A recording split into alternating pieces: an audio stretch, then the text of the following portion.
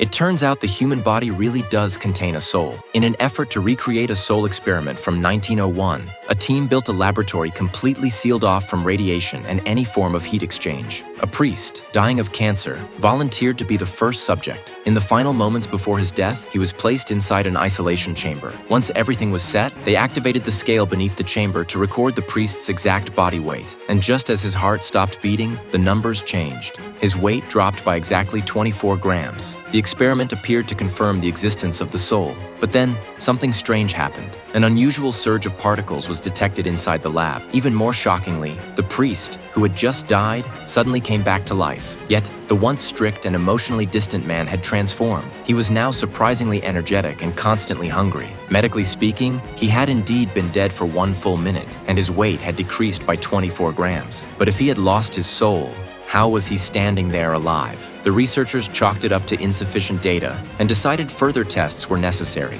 A female scientist asked the priest what he experienced during the minute he was clinically dead. He described seeing a mysterious room filled with smiling people reaching their hands out to him. Their arms could stretch infinitely, and at first he thought they were just across the room. But later, he realized they were actually several miles away. Then he felt a hand on his back, like a friend gently touching him, and saw someone smiling at him. When he turned around, he miraculously came back to life. Even more astonishing, the scientists discovered that the priest's tumor had disappeared, and the cancer cells were steadily shrinking. There was no scientific explanation, only what could be called a miracle. They moved forward with a second experiment. This time, they brought in a dying nun from a hospice. But just as the experiment began, the lab again experienced the same mysterious particle surge. After the nun's heart stopped, something entirely unexpected happened. Her body weight increased by 36 grams. The contradiction left the entire experiment in chaos and brought their research to a baffling standstill.